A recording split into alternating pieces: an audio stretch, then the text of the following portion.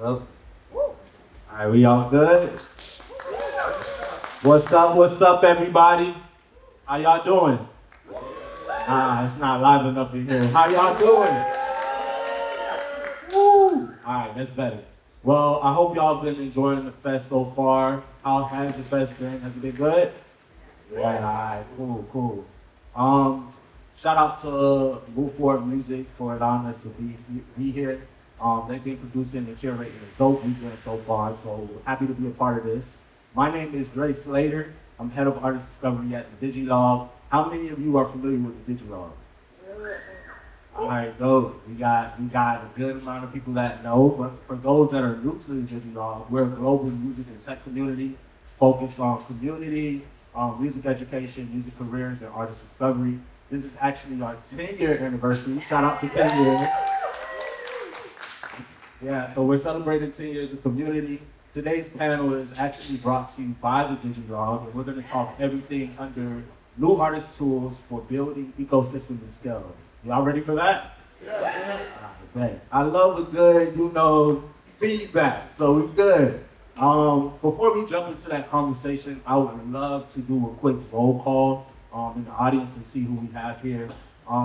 In terms of artists, by a show of hands, how many artists are in the room? Okay, dope. Any producers? Dope. Okay, we got an artist and a producer. That's fine. Any music professionals? Everybody up here, down here? All right, we got a good mix. Cool. Well, welcome. I'm so excited that you guys are here. Shout out to y'all for being here. Are y'all ready to be panelists? Y'all good? Yeah. Right. So we're gonna go down the line. I want you guys to introduce yourself. What's up with you, crew? Okay, cool. What's up, everybody? My name is Kei Henderson. I'm based in Atlanta, Georgia. I am the CEO and founder of a label management company called Third and Hayden. And I've been managing for about, I think, 17, 18 years now. And I've known the Move Forward music people and Digilog people for a really long time, so I'm blessed to be here. I appreciate y'all. What's up, everyone? My name is Shav. I'm an artist. I'm also the CEO and co-founder of Indify, a platform that helps independent artists match with independent label partners so they can build their careers while owning them. And yeah, I live in New York. My last show was actually here, so it's good to be back. Hi, my name is Casey. I'm VP of Digital at 1RPM, and 1RPM is, formerly known as distribution, but we now have a wide variety of label services, and I service genres across Afrobeats and Southern Soul, also indie rock, hip hop. So I've been in the indie space for 10 years, and that's it. Hi, my name is Kayvon. I am the Senior Director of Artist Relations at Even, which is a direct-to-consumer, direct-to-fan infrastructure for artists to be able to monetize their super fans and also serve them for exclusive content and more. I'm also the founder of Kayvon's House, which is a community for independent, emerging, rising artists. We do a lot of content, feedback streams, all kinds of stuff. But I've been in the industry for like 12 plus years now, done a little bit of everything. Hey guys, my name is Leroy. I'm the co-founder of Big Ass Kids. It's initially it was a record label to do these interesting collaborative projects like See You Next Year, but then we've evolved into adding community platforms, helping artists identify solutions for whether short-term or long-term needs by way of community from a vetted group of music professionals and resources across the world. So nice to meet everybody. We have a dope mix of panelists up here. Thank you guys for being here. We're excited to jump into the conversation. So I'll go ahead and kick it off with our first question. The music industry has shifted from building an audience to building an ecosystem. What does that mean to you guys in 2026? Yeah, I mean, I think building audience was very vague. It's just like how can you track the most amount of fans to listen to your music? And I think the ecosystem is more about building the bridges to these fans, whether it's identifying the merch and how you want to interact directly with your audience and building a relationship with the fans and serving them and understanding who they are and what they need, as a fan. So I think focusing on how to build it versus just going after the artist generically, I think it's it's an important thing for artists nowadays looking to build and grow. Yeah, and I think just to piggyback off of that, beyond just the fan, I think it's also Because an ecosystem is like supposed to be this self-sustaining kind of like world that you're building around yourself or the artist or your brand, your company, et cetera. But I also think it includes, you know, your partners, your collaborators, the creatives that you work with, where it's like I can just sustain my business and myself within my network, right? Whether that be in the live space, whether that be in media, whether that be in digital, like I have everything that I need around me. So I think that it's really about, I mean, from a manager's perspective, is kind of putting a name to each part of the ecosystem that's important to the artist so that they can create that sustainability. Because for some artists, it might be in digital content, but then some artists might be for touring, right, or merchandise. So I think that, you know, every piece of the ecosystem has a different weight to it, and it just depends on the artist. Because right now, I don't think there's one solve or fix per artist, right? Like everything is going to be individual and unique to the artist. Because what works for Shav is not going to work for Key. You know what I'm saying? So I think it's important to kind of understand like what parts of your ecosystem are most important. Yeah, I would add too. I think like we have to realize we're going through like one of the biggest shifts in music in human history. Like we went from 1,000 songs on our iTunes, like when I was in high school, maybe I'm dating myself, to like now 100 million songs in our pocket at any given point. And what's happened is like building an audience used to be the case because there was one audience to build. There was monoculture, right? There was one group of listeners, radio, TV, that would program them. Today, and I think it's a beautiful thing and it should be appreciated. I know how hard it is to be an artist personally, but the beauty is that more artists are making a living more today than ever before in human history. And that's because they're finding their niche, they're finding their audience, they're finding their subset, they're finding their culture. And that could be identity. You know, for me, I'm in the South Asian diaspora. I have a lot of South Asian friends and family and fans that look up to me. And when a lot of people don't even know my music. And that's, I think, a beautiful thing. But also, it could just be a feeling, right? Like, punk came from a feeling of revolting from the traditional norms and creating a safe space to feel like that. And I think finding whatever that is, I encourage every artist to just test because it's scary. But if you put yourself out there, the beautiful thing about the way the internet works today is it could find you. So I really believe that, you know, when it comes to building an audience, there is no one audience anymore. I think that's amazing because more people, more different identities can be seen, represented, and heard. And you could be a superhero, you know, within a subsect of a community. Fire. A lot of passion up here, y'all. I could say this is definitely the time to be an independent artist. There's a lot of room to build your own ecosystem and, you know, just make it a successful run. I'll lead that into this next question. What's the biggest misconception independent artists have about making it in today's music landscape? I'm not an artist, but I would say that the biggest misconception is that it's a destination. I think a lot like life, it's like this ongoing journey, right? Like you're never actually there until you're no longer here. And even when you're no longer here, the legacy that you leave is really important, right? Like Michael Jackson, may he rest in peace, he's still building parts to his legacy, right? Through the film that just came out, through, I think his streaming in the last 2 weeks is up 300%. Like that's an ongoing thing. So you're never actually there. But I think what's important to remember is like what is success to you? Like you have to define what that is for yourself, and not just continuously work towards an end goal because it just never really ends, right? Like even when I retire, I'm always going to be in music and attached to music, you know. Yeah, I think I'm gonna let Key have said that because that was perfectly said, and I think is the most important part of it. So, and that was partly what I was gonna say, but I think the other part that I really want to talk about, especially today, is like independence in this music industry is not a compromise. Like that is something that I really want to make clear because people look at the major system when you're an artist outside of it, and you see all these like incredible frames in the hallways, like Drake or James Blake, and look at what's happening right now. I mean, this man just put 3 albums out to get out of his contract. He's fighting, man, and it's real. It's like this industry is shifting, and there's a lot of trauma on that side of the business, and the services are not there anymore. They fired 30% of their staff. James Blake just put out his first independent record with us after 6 albums with the #1 major label in the world, and this album outcharted all of them. And that's not a story we've told yet, so I'm very passionate about speaking about it here. But what I've found is the best services in the business are outside of the major system, but it's hard. There's over 10,000 options. So, what we do at Indify is we matchmake these artists with the best partners. And a partner who's kind of deep in our charts on the independent network, for a James Blake level artist leaving the #1 label, outcharted all of them. So it shows you it's not just about the biggest engine, but it's about the right fit that makes the difference.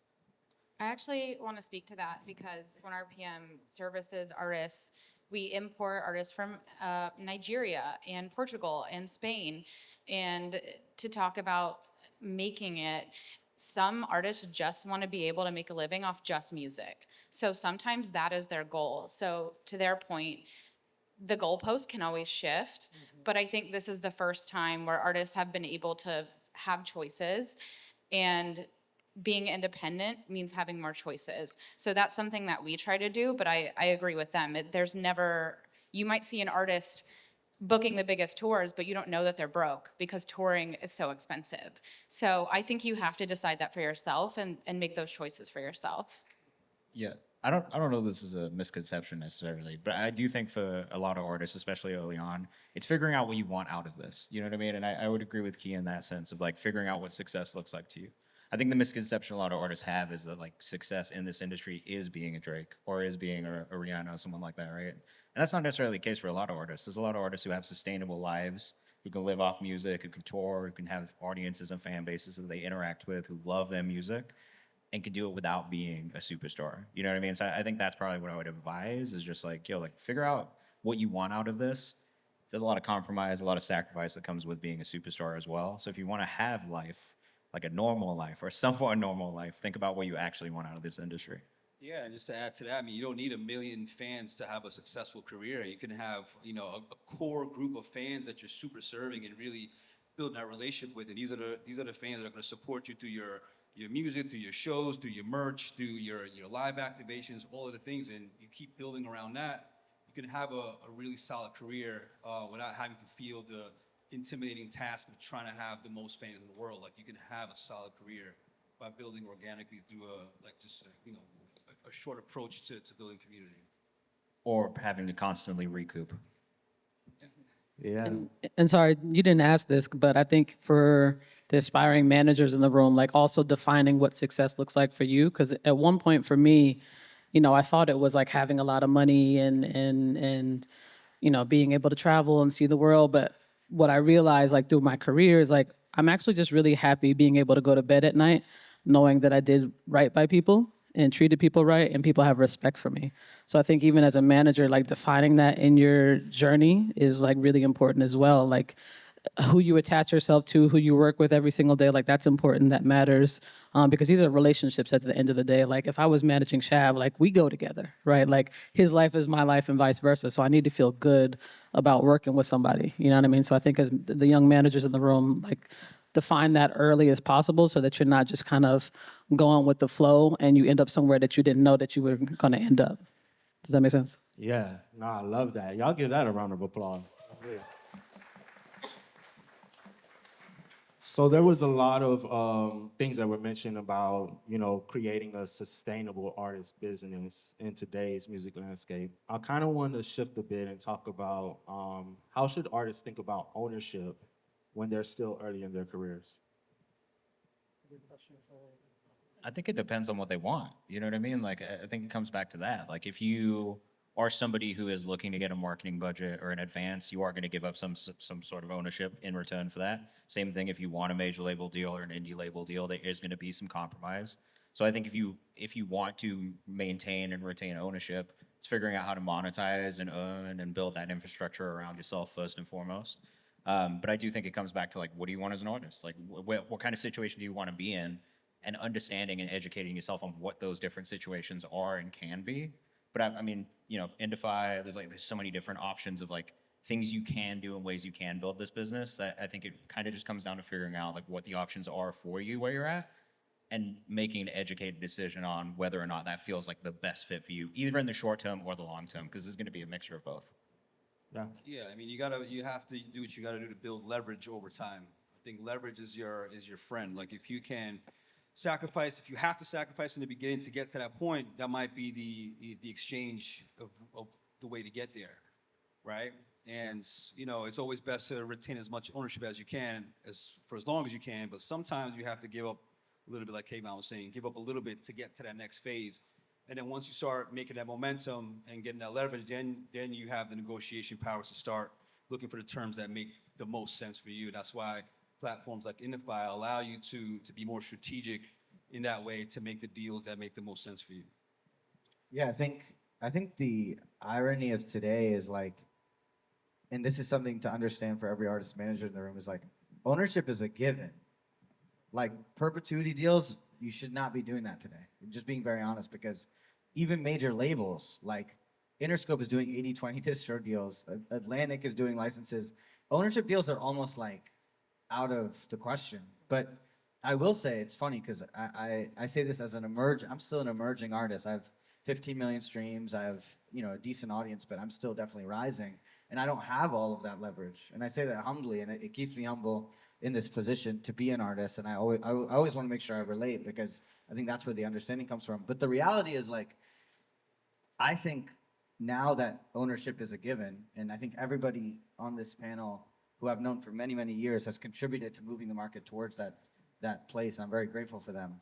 I think now that ownership is a given, I actually think you have to kind of go back to what Leroy's saying, is like, who's the right partner for you that can help take you to the next level? And sometimes giving up a little bit more for a better partner is actually like the best thing for your career. And when you're early on, doing a 60-40 or 50-50, I just did a 50-50 10-year license that got me real budget to invest in myself, in my art, for the first time ever in my career. I'm so happy with that deal because I know I'm gonna make incredible art from it. And if I win, they win, and if they win, I win, and it's actually a great thing. And they're gonna be more incentivized to work for me and hustle. So I think don't let like terms that are like, you know, needing an 80-20 or 90-10 or unrealistic terms like stop you from progress, because if it's the right team, and they say the same thing on the venture side, right? Like I've taken deals on the funding side that are like worse economically for my company because there's a better partner.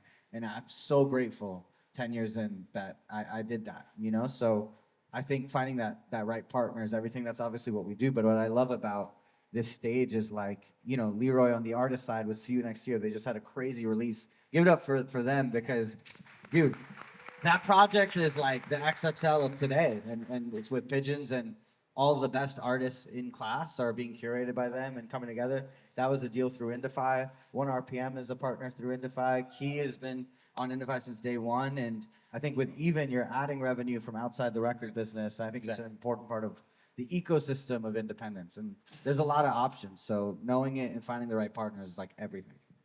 I want to speak to that for just a quick second. Yeah, go ahead. And to his point, there are 90-10 deals, 80-20, 5-year licenses, 20-year licenses. And I think to our point earlier, figuring out exactly what you want and what the trade-off is for that, because some of the artists I work with have 80-20 deals, but they have a lot of infrastructure. On the other hand, I invest a ton of time into some artists with 50-50 deals, and they are treated like a true label priority for us. So I think you have to figure out, like, what can I do myself? Like, some artists are incredible visual people, and they don't need funding for a music video, but some need help. And like, we can help find people who do great work at a certain budget, but that is time is a resource. So I think you just have to figure out what you want, and to your point, you know, leverage helps you make that choice. So the more leverage you have, the more options you might have. But you just said, like, I took a 50-50 deal and I love my partner, and I think that goes to show it's not always just about the number you're getting. It's also about finding the right partner. Dope. No, I love that. I love that you dove into, yeah, let's give that a run. I love that you dove into like different deals and approach on that. We're talking, we would all want to know about like how can you make money in the music business, right, artists? So let's dive into that a bit. Artists today have more monetization tools than ever before. Which revenue streams are actually moving the needle for emerging artists kind of coming in?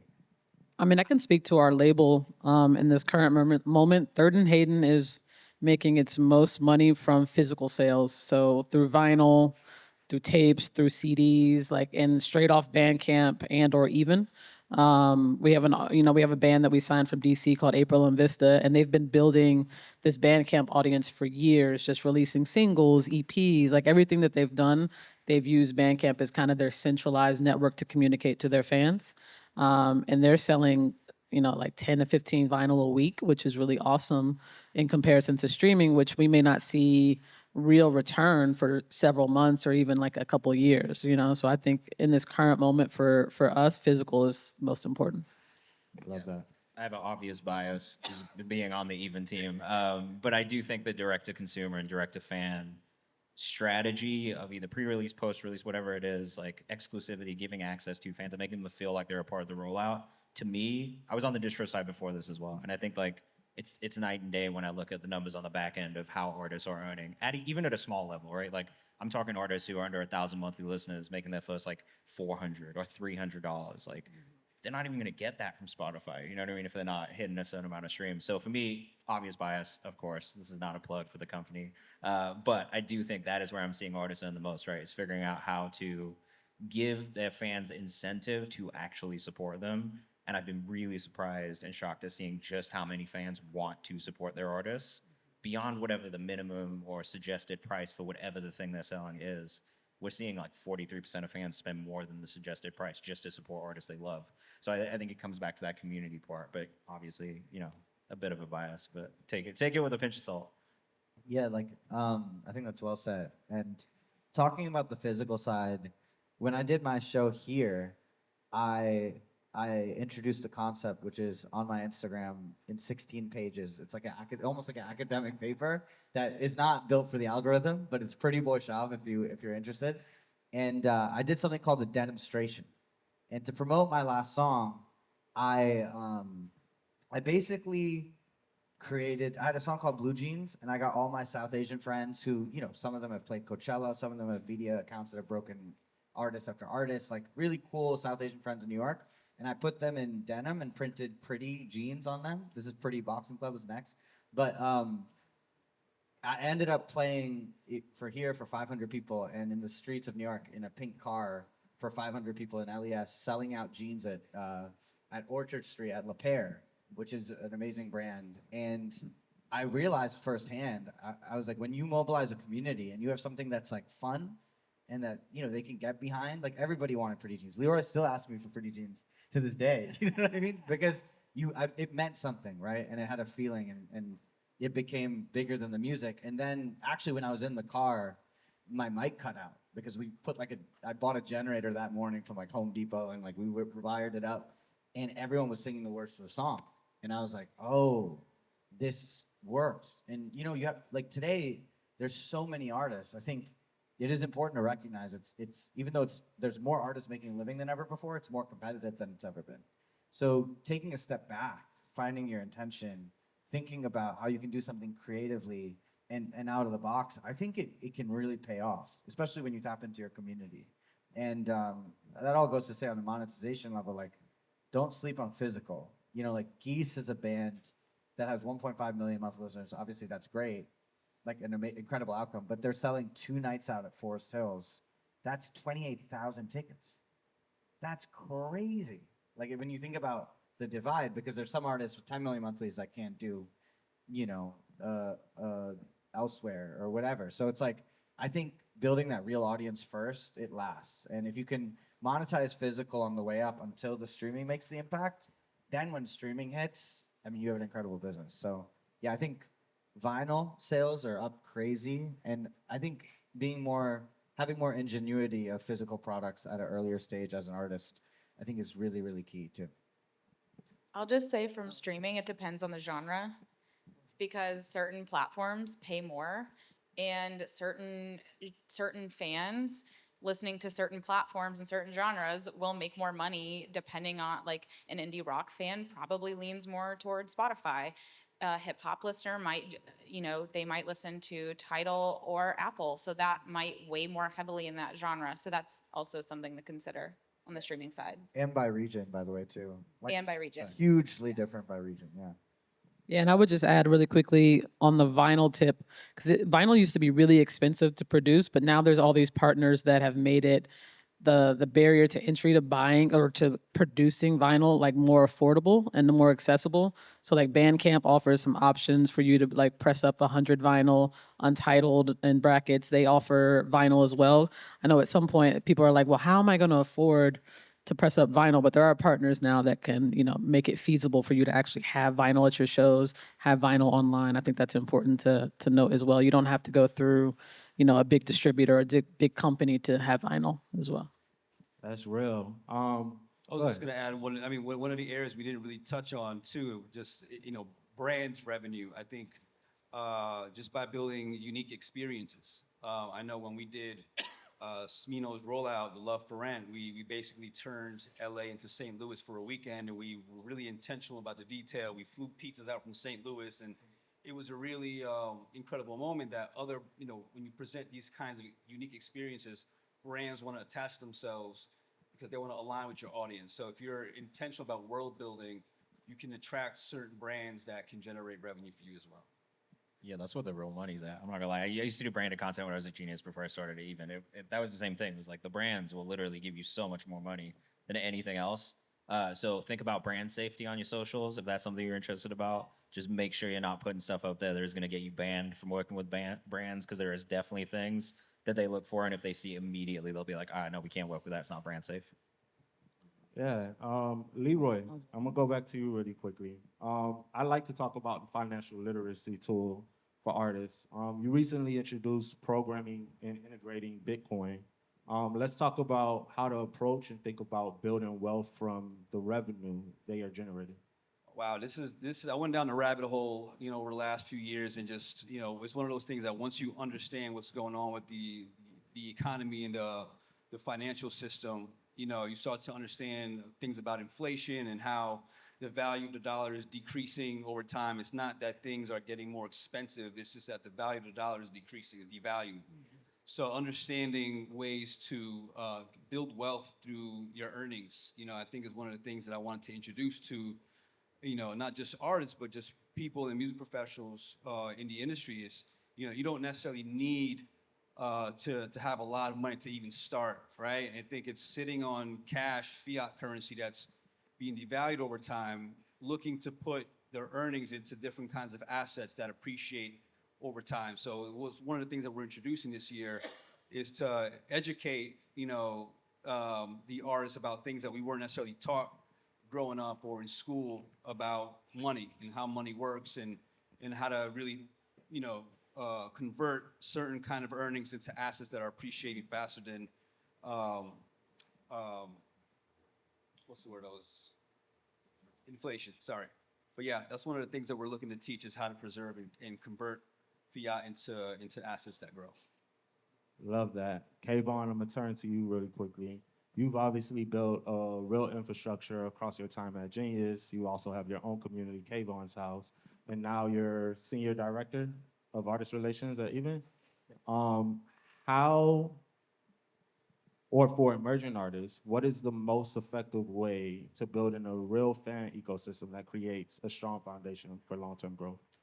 Yeah, I think about this a lot. I think there's a couple different layers to it. One, the conversation starts between the artist and the fan, right? So like the artist has to be there. You got to talk to your fans. You got to interact with them. You got to give them, again, like incentives to want to feel like they're a part of it or make them feel like they're a part of the story. You know what I mean? Like on the distro side, when I was working with artists, the biggest thing that I would tell them going into rollouts is think about what are those touch points within the music, within who you are as an artist, like your story that will make your audience feel connected to you and make them feel like they can resonate with your story and like your like who you are. I think this Kids from Immigrants t-shirt is actually like a really great example of what I mean by that, in that this company is run by somebody who is the child of immigrants. The whole story of the brand is that we as kids of immigrants are our parents' wildest dreams. And you know what I mean? I think there's a lot of us who can resonate with that. There's a lot of shared experience there. There's a lot of emotional connection to it. And so for me, as a child of immigrants, I love this brand because I feel connected to it and I feel like it represents my story as well. And I think that is the same thing that artists need to think about within their music. What are these pieces within what you are saying in your songs and what you are creating that help people connect to you emotionally and feel like they are a part of this journey and this story as well. So that's probably one of the first things I would tell artists to think about. The second thing, how do you reach and talk to them directly? It doesn't have to be even, but there are things like lay low, community, like this whole idea of owning your fan data and being able to talk to them directly as opposed to letting the algorithm be the thing that is the defining piece of how you connect with your audience, I think is extremely important. Things like Discord, like I said, lay low, community, even community threads on Instagram, like when you're talking to people directly in those little groups, right? Like those things matter. And I think that's another way to kind of like build that audience and keep them there as a part of the ecosystem. And then beyond that, it's figuring out how to monetize, right? And figuring out how to serve them and keeping them around. I actually think audience retention is probably one of the hardest things to do. It's easy to build an audience. Like you could have a video go viral, get like 10 million followers or whatever off of like a video going crazy. That's maybe like an exaggeration, but you get what I'm getting at. But it's how do you retain those people? How do you bring them back? How do you get them to re-engage with you? And I do think a big part of that, again, is storytelling and figuring out how to make people feel like they're connected to you or make them feel like they're a part of the rollout and a part of the process, right? Like if you can do interviews with fans. We had this one artist, sorry, this is gonna come back to the immigrant thing again, but the project was about growing up in between two cultures, right? Like being the child of Ghanaian immigrants in the US and then also growing up in Western culture and feeling like he needed to fit into both worlds. And the idea that I wanted him to do on the content side was to talk to his friends who were also the children of immigrants about their experience growing up in between two cultures, and then talk to his parents and other parents to talk about what it was like for them also raising a child between two cultures and trying to make sure that they still had their own culture while also having to grow up in Western culture, which is a very weird thing, I think, for a lot of us who are maybe in between two. So that's, I think, maybe the big pieces is like, all right, what is the storytelling? How do you connect with people? How do you bring them in the door? And then how do you keep them there? Love that. Earlier, Leroy brought up building leverage, right? To help with any deal structures that you're facing. So, how is direct to fan monetization changing the leverage artists have in the industry? Yeah, I mean, all right. So this is something I've been thinking about a lot.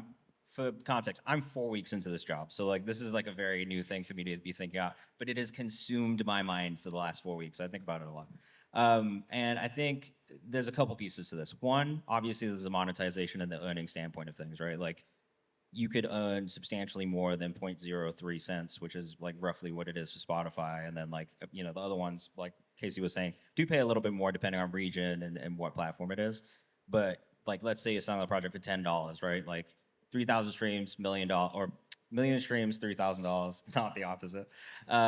You could technically do that if you sold 300 units at $10 a piece, right? So like, if you think about it from that standpoint, that's a drastically different number of people. Like, it's not 1 million, it is literally 300 people. So I think that's one piece of it, right? Like to me, that is amazing. That already builds leverage of being able to fund yourself, being able to put that back into music videos or marketing, whatever it is. Our thing, and one of the things I've really enjoyed about being at Even, is that no one in the company is saying it's us or DSPs, right? Like we are just another piece to the puzzle of how you can monetize your art and also support yourself. So that's one big piece of it, right? Is that when I think about it from the strategic part of releasing music on DSPs as well, being able to go to your partners and say, hey, we did X amount of sales before the song even came out or before the release even came out is great pitch data. There is no way that the editors at Spotify and the DSPs aren't going to look at that data and be like, damn, that's really impressive for this artist to already have this sort of buy-in before the projects even come out on DSPs. So I would say those are probably the two of the big pieces. You know what I mean? There's obviously the monetization part.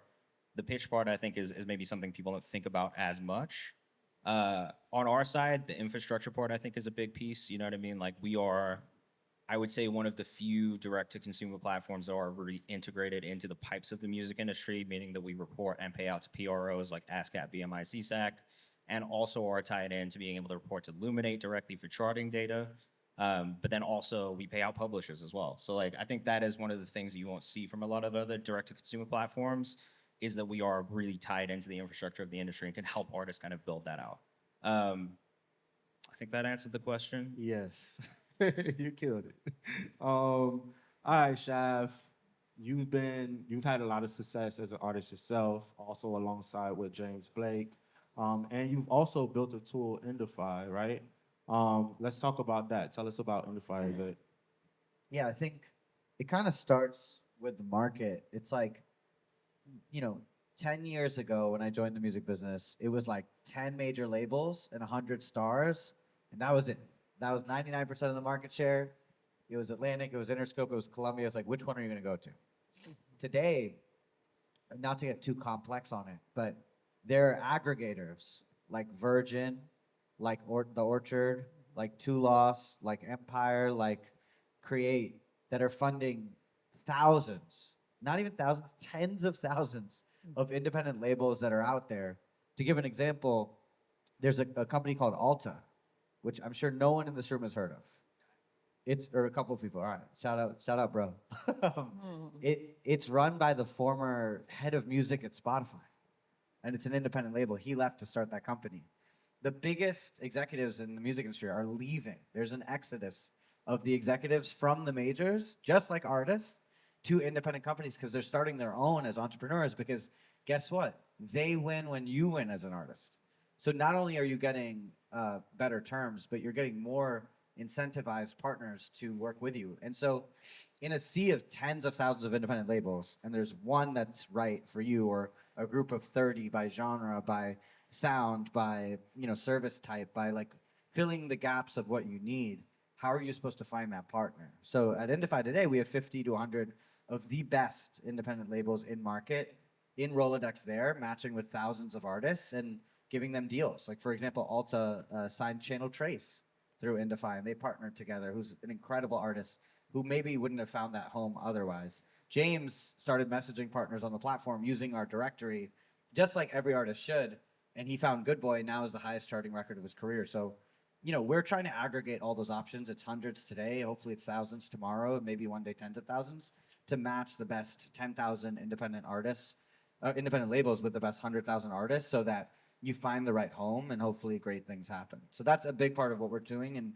trying to put that information in the hands of the artist above all. And it's free for artists. So if you're shopping a record and you meet the qualifications, this is 100% something you should do. It's only added benefit, and you can, it doesn't limit you in any sort of way, and that's because it's built by an artist too. Yeah, no, let's dive into that a little bit more.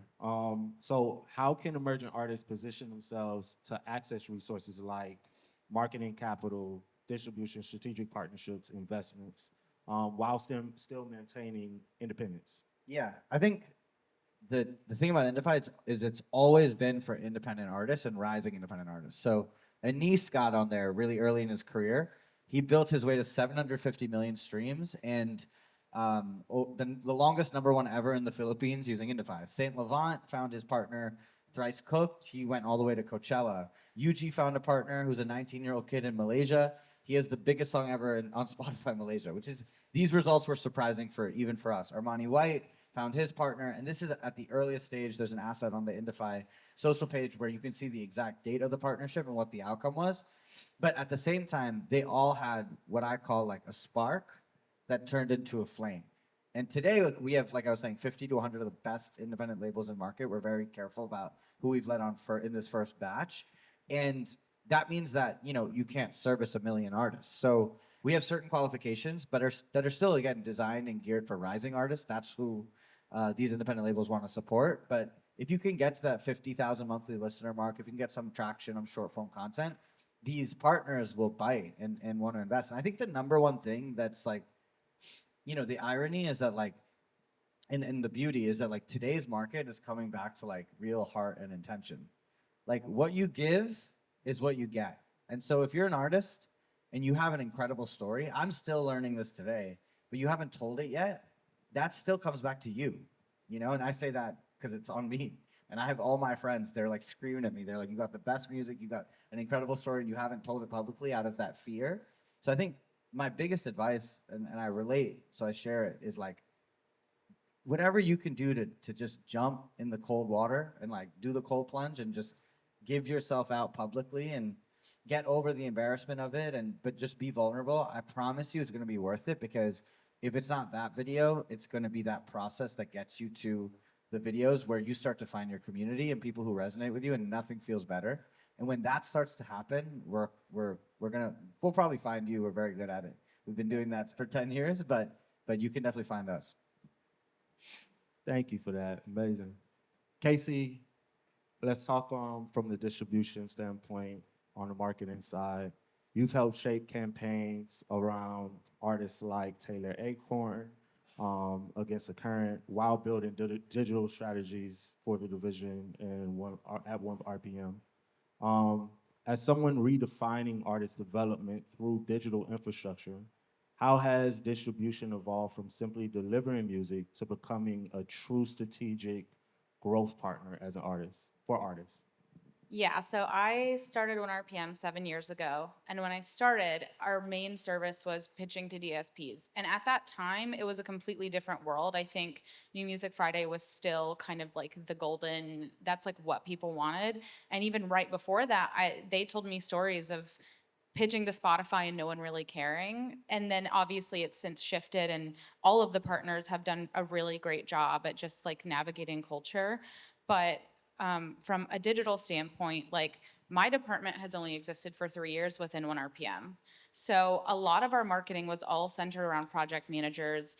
And I think every distribution platform now has some form of a full service. Like I think even TuneCore has one. So I think artists, as music has been democratized, there has been a need to support that. So I think that's how it has shifted. And 1 RPM specifically, we add services based on what people ask us for. So digital strategy, I think, was something that was requested. Project managers still do it, and we're doing it. So now I think something that I can do is I can monitor trends. I can test things before I ask artists to do them, right? Like when I come to an artist, I want to make sure it's not going to fail. So when I'm making a recommendation, I've tested it somewhere else. And I think that's going to continue to evolve, but I think that's how it shifted, is because there is more democracy in music now, and I think that's why these services expanded. Nice. And from a digital perspective, what are some of the most important tools or resources artists should be taking advantage of today? I'm gonna say this, tactics emerge and then they stop working, right? So I always say when you hear of a tactic, start using it immediately. So what's working for me this week? Trial reels. That is the thing that's leading artist growth right now. I have had 4 to 5 instances just this week alone where an artist grew by minimum 10,000 followers. I don't know if that's gonna work forever, but Instagram trial reels is what's working right now. All that to say, if a platform is launching a new feature, start using it. So another Instagram one is they launched Instants. I don't know how it's gonna change for an artist. I don't know if it's gonna lead to growth, but TikTok launched bulletin boards. So when you're digital strategy person, or when you're just looking at things online, if you see something new, test it, see what works for you. At the end of the day, like, every artist project is different, so we don't know what's going to work. So as the digital person, I just say, like, lean into everything, give it a fair shot, and then you may be surprised. And that's why I was saying trial reels is something that's leading the pack right now. So I'm going to say that. Well, love a trial reel. Key, you've built a career as a manager, artist advocate, creative strategist, and overall entrepreneur, from working closely with 21 Savage and the Atlanta label since the 80s. And now you've built your own venture, working with and developing artists like Zaya Bell, Ben Riley, who performed yesterday, and then Anastasia. In today's oversaturated music landscape, how important is artist development to sustaining long-term growth? And what does effective artist development actually look like today? Sure. So to me, artist development looks a lot like human development, and that's just going through life and growing and having different experiences that can then inform your music, because ultimately music is a relationship, right? It's a give and take between you and the audience, right? So the more that you live, the more that you experience, the more that you go through, you're putting that into your music to then find your audience, to then build this ecosystem that we're talking about. So for me, the main thing is audience development. Excuse me, human development. From there, I think a lot of artist development is in this current climate, and what's really important, or becoming more important for us as a management company and label, is also skill development. So there are a lot of creatives like that. You guys are producing your own music videos, directing your own music videos, But then taking that skill set and leveraging it to find income, I think is what's leading to the sustainability, right? So there's a young lady in the audience who does these amazing dinners that are curated in Atlanta, where she takes an artist and each dish is a song, right? That skill set is something that could be interesting to a hospitality group, right? And so taking that skill set and being like, hey, I'm a musician, but I curate these dinners and these experiences. I'd love to be able to bring that to your hospitality group. That could then result in some funding, right? Or that could be like a monthly income for said artist.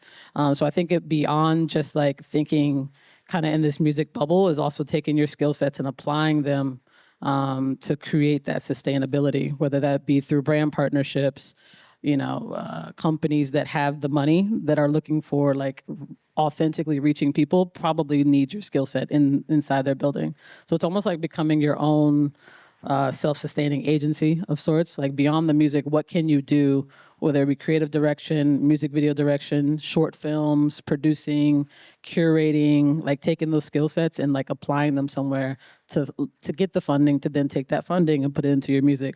So it's all this like cyclical ecosystem that you're building yourself through your human development and your skill set development. Love that. From the label and management side, are there any new tools or strategies you're using to build artist ecosystems? New tools. I'm fooling around a lot with co-brand because everyone's talking about co-brand and how successful it's been for them. So we've been using co-brand internally as a label to just identify fans and like who's kind of like these kind of micro influencers that are already organically talking about the music. So it's not like you're going out there to like pay a bunch of random strangers. You're more so engaging with the people that are already like in your world and excited about your music. So I would say right now co-brand is really interesting to me. And honestly, I have nerds that are just building stuff for me right now so that I can just see how we can take the information, the data, and like, come up with a marketing strategy based on said data. And a lot of them are using AI and Claude and all these tools that I'm still kind of getting used to. But yeah, co-brand and like my smart nerd friends, honestly. All right. Well, question for the floor. I know, Casey, you talked about trial reels. You just talked about co-brand. But for Shav and Kayvon and Leroy, what's one tool every emerging artist should start using in 2026? I mean, I would definitely say Indify, but I'm biased. But no, I'll answer it differently. I do believe that, but this is not necessarily a tool, but it's a strategy and a tactic. I'll just share if it's in case the game is helpful. I have a burner account on TikTok that I've been posting on for like 6 months, and I just take my favorite movies and I have like an editor. I've even made some myself using CapCut, and I just edit my music and put my songs on it edit the film, put my songs on it. I think it has like a million plus views, and then somebody organically made a video with 2 million views, and this was like in my first 30 posts. And I haven't been as consistent as I need to be, but I'm gonna get back on that, I promise. And but yeah, it's just the internet is the most insane place. Like I actually think what made it work though is like I have a deep, almost annoying knowledge of films, and I know exactly which ones represent my songs. And when I put the right song with the right film, now it's working across different songs.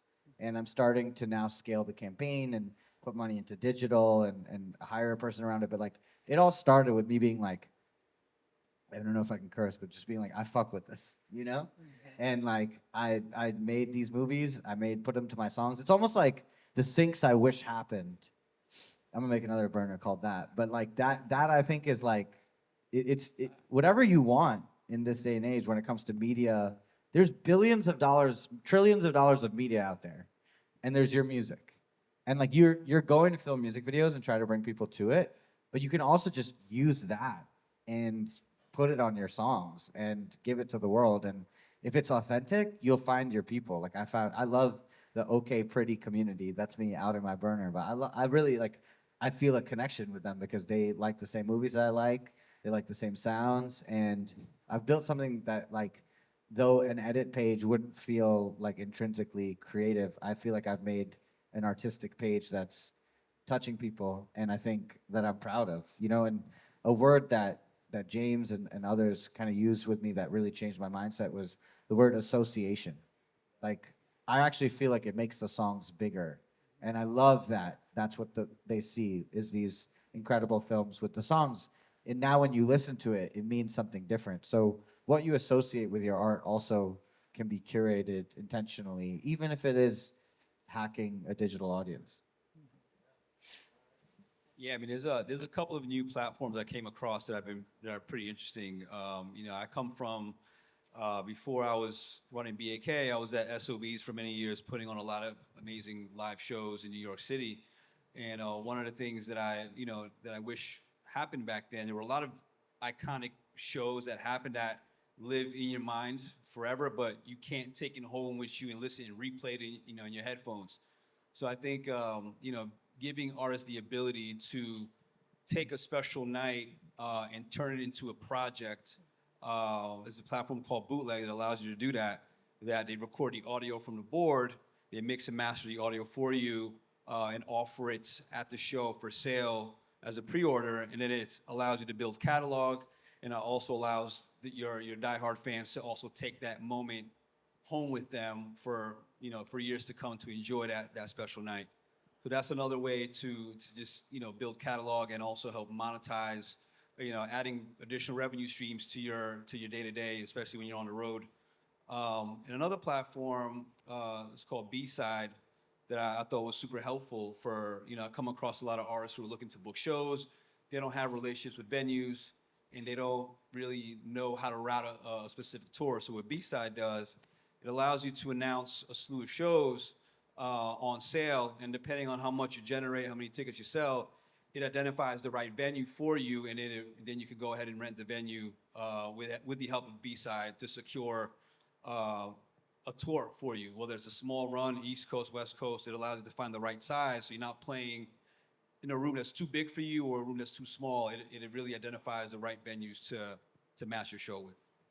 Yeah, if I can add too on the B-side side, just because this is another platform that James Blake co-signed, but so many of these, like James talked about it publicly, like he came out of the major system, had sold, I don't even know, like hundreds of thousands, maybe millions of tickets, and owned none of that data. Like it's criminal what the live industry is doing. B-side allows you to get every single data point on your own fans as we deserve, which Spotify needs to get on that too. And there needs to be a bigger discussion there because, like for me, I have 15 million streams and 100,000 playlist saves and no access to those people, which is crazy and actually hurts me as an artist terribly. But B-side is a similar thing. I've also sold so many tickets. I've sold out this venue, but I haven't fully gotten access to that data yet, and I'm going to use them probably for shows coming up. That data is so incredibly important. Yeah, and it's frustrating too. I mean, as a manager, there's been plenty of times where we perform somewhere and fans will comment after the show and like, "Oh, I didn't know you guys were playing." And that's because you don't have access to those fans that are living in your territory because you don't get the data of the people who purchased the tickets at your previous show last time you were in that city. So there's no way to directly market to them unless they see your post on Instagram or they subscribe to your newsletter. Data is so important. Building that relationship directly with your consumers and your fans allows you to market directly to them when you're in that specific city. Nice. K-Bone? I gotta be honest, I already have one. I would definitely suggest using Even. We have a lot of tools on the back end that I'm really excited about, honestly. Like the Fan Connect thing, all of these guys talking about like fan data collection and being able to talk to them directly. That's a free tool that exists on our back end, and there is no sign-up fees or monthly subscriptions or anything like that. So for me, that's a big one that I'm kind of encouraging artists to think about because it is kind of solving that issue of not being able to connect with fans directly and owning that data. We don't touch that data for what it's worth either. It's not something where like your fans will sign up and then we retarget artists to that fan base. It's your data. You could take that, you can download it, you can put it in Lalo, you can put it in B-sides, you can put it wherever you want to be able to talk to these people directly. So that's probably the big one that's kind of top of mind. Other than that, like truthfully, I've been using Claude a lot recently, and that shit is super powerful. I definitely wouldn't. I'm not a generate AI music guy. Like I hate that shit. If I'm being completely honest with you, but I do think that if you are thinking about like strategically how you can expedite your workflow, how you can use it to research and pull data that is actually useful for you to be able to use in your strategy, Even getting ideas, brainstorming. I've like encouraged artists to use it to like try and look up vocal chains if they're mixing their own shit. Like how do I get a vocal chain that is similar to XYZ artist or XYZ style? It can just help you expedite your workflow. So I'm pro AI usage in the sense of using it as a strategic tool. I am anti AI usage when it comes to generating things. Don't do that. Pay artists. Thank you. Yeah, I'm trying to just piggyback at one last point, just to kind of steal Indify's, artists are founders. Artists are the founders of their business, right? So to simplify the process of running your business, AI is definitely a strong tool to help, with data analytics and making checklists and making sure your organization is on point. So, AI is definitely a strong tool to help you as a founder of your business really organize and build your infrastructure. It's a lot of knowledge up here, y'all. I definitely want to open up questions for the floor. Is there anyone in the audience who has questions? All right, go ahead. My question is, how important is it to build a team? And for an up-and-coming artist, who's the first person that you would add on that team? I'll answer from my perspective. I think the most important person you can have on your team as an artist right now is your creative collaborator, whether that be a photographer or a videographer, someone that can help synthesize your story into visuals, because that is what's driving, digital marketing and how you reach most of your audience through that, computer in their hands. Yeah, I was gonna say the same. Obviously, my twin. But I think actually, like, from my experience too, because I'm still, especially last year, I think I was still building my audience. But if you kind of look at that 16-page thing, I partnered, and I think it's very unusual, and I think it's very future casting. But I gave equity in my music to both a creative director and a content strategist, and it changed my career, changed my life, because that's how he came up with the Pretty Jeans concept. And I remember the moment when he was, I was for just a fee. It was like, and this is, I think, the whole way the industry's going. It was like, cool, let's talk about ideas. Then I was like, yo, I want to cut you in on the equity, and just the whole thinking switched, and we came up with this crazy campaign. And even the content strategist, like, when you win together, which is why the independent sector is so important. Like, it's the independent labels live and die by how they perform for you as much as you do as an artist. I think everything changes, and I think it was a very much an experiment, but it was one that worked for me. I mean, I think the song could have gone more of a distance. I think there were other things I could have done around that, but I think for me, I was able to build a real audience and a real campaign because I was not only able to pay for that service, but I was able to share equity. And I think, I hope that becomes a thing in the future, because actually music video directors and videographers are one of the most important roles, and they are probably one of the most screwed over parts of the music business, in all honesty. Like, if you talk to any music video director at a high level, they're telling you they're doing those videos really as a favor.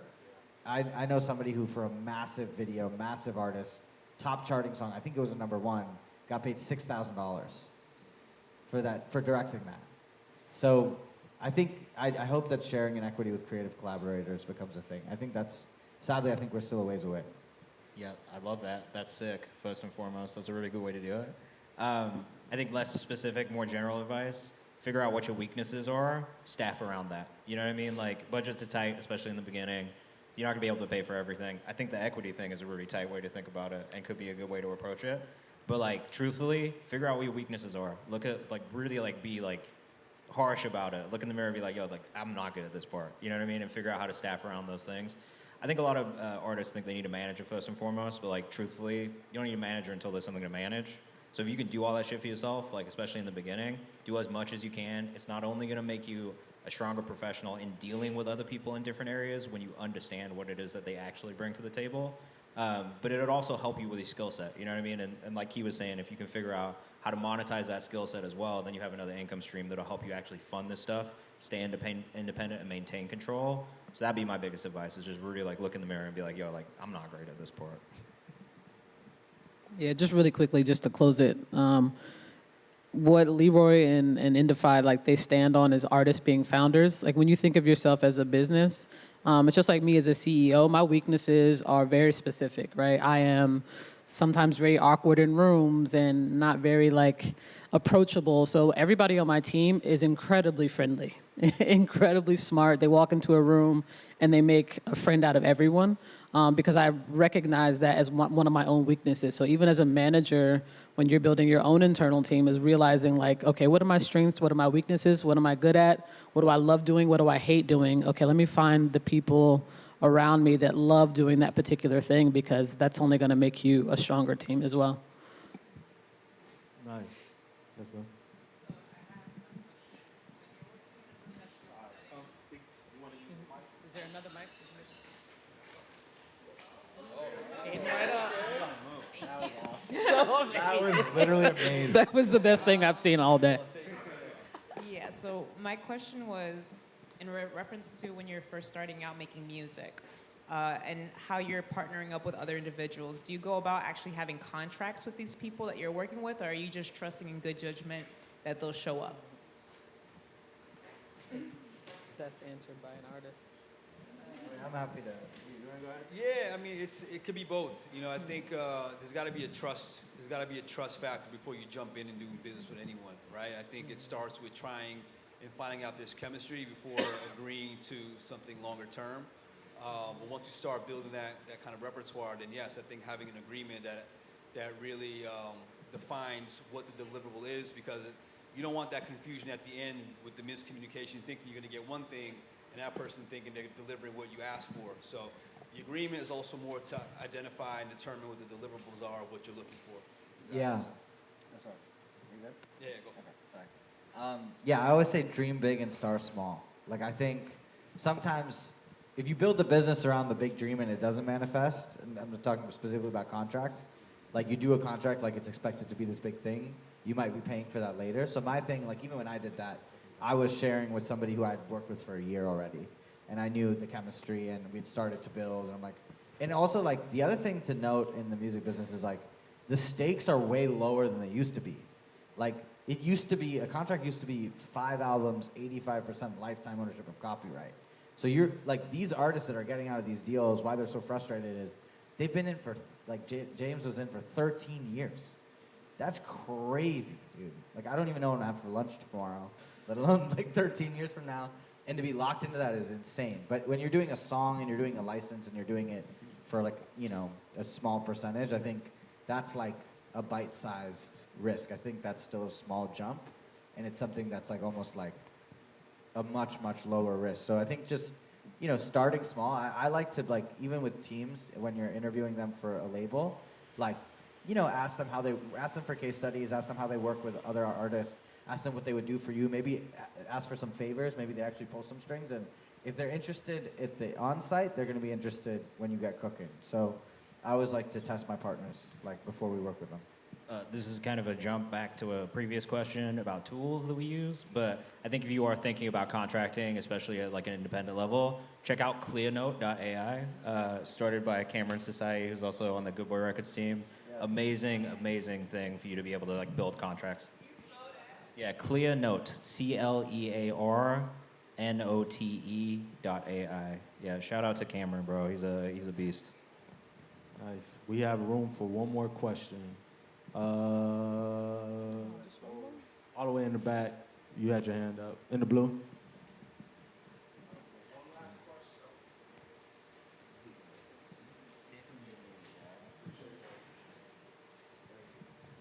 One last question I did just want to get into, kind of going based off what you talked about earlier, Shav, about, you know, having that spark. I know all of you have a lot of different, I guess, experience in terms of understanding when something's about to be big. I'm curious, what point or what are the indicators that you should work with the label versus staying independent, based on your experience? I think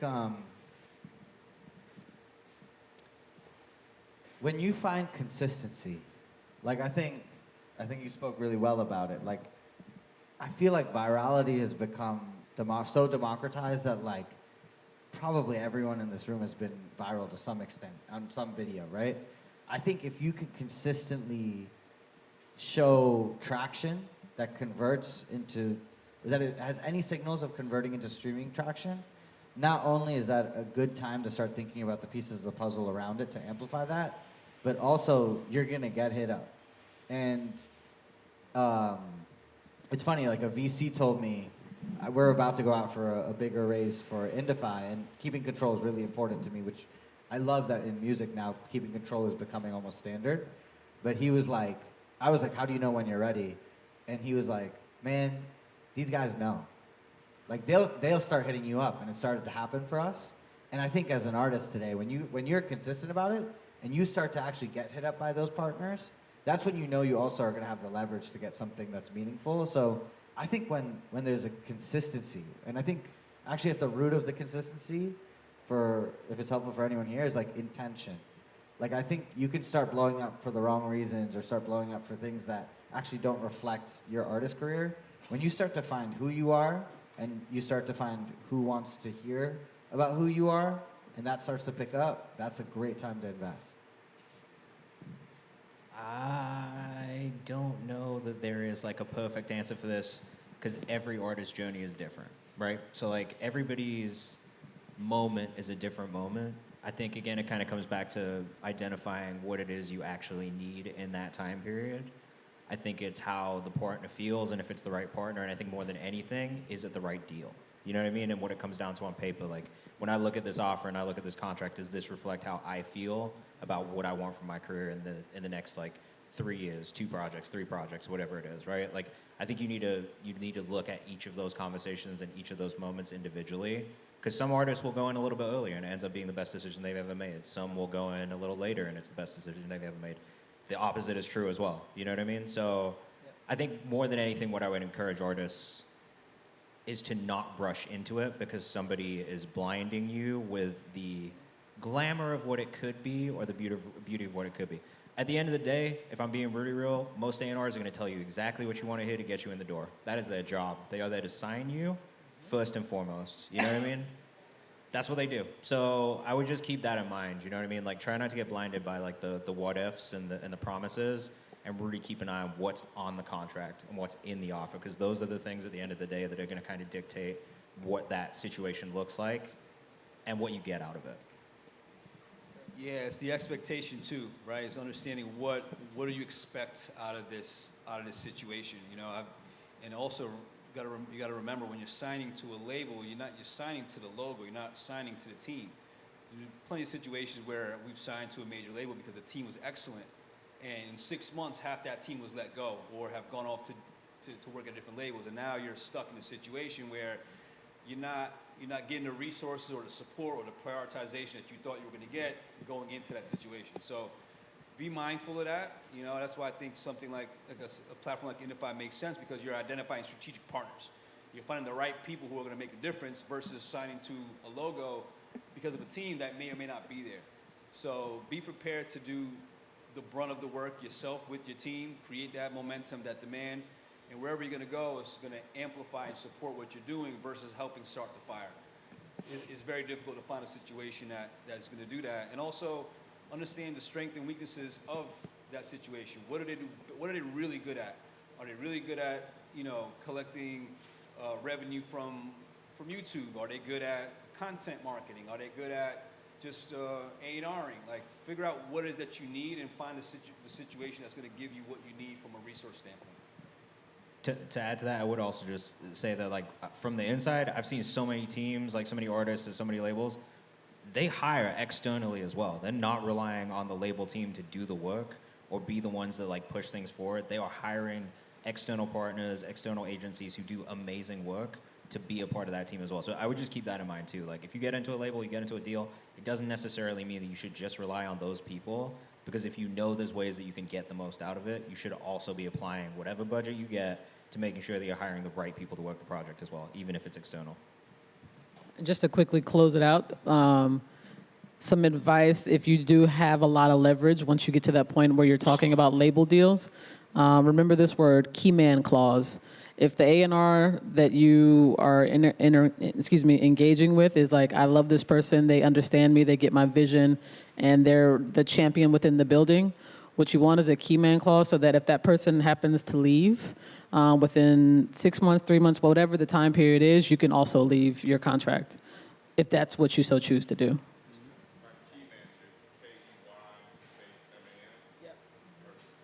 Key like key. K-E-I-M-A. That hit me late. I was like, whoa. Jedi level.